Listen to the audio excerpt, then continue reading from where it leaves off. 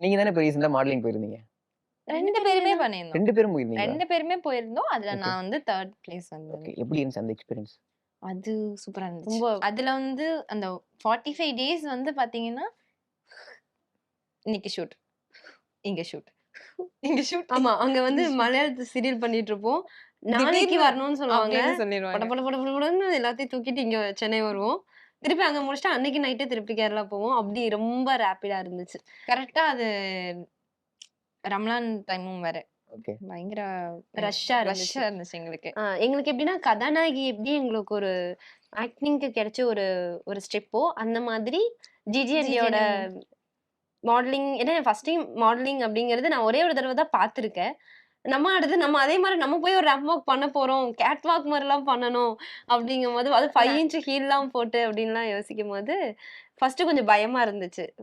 அதுக்கப்புறம் சரி பண்ணிடுவோம் அப்படி சொல்லி ஏன்னா அதுல ஆக்சுவலா நெறைய நெகட்டிவ்ஸும் இருக்கும். பட் எங்களுக்கு என்னமோ நாங்க அதுலருந்து பாசிட்டிவ் மட்டும் தான் எடுத்துக்கிட்டோம். ஆமா. ஏன்னா எங்களுக்கு அ இப்போ கதாநாயகில எப்படி மைம்கோபி அண்ணா எங்களுக்கு கிளாஸ் எடுத்தாரோ, அதே மாரி யார் எங்களுக்கு கிளாஸ் எடுத்தாங்களோ, அவங்களே எங்களுக்கு முன்னாடி ஜூடிஸா இருந்தாங்க. ஜூரியா ஆமா. இருந்தாங்க. ஐயோ! பயங்கரமா இருந்துச்சு.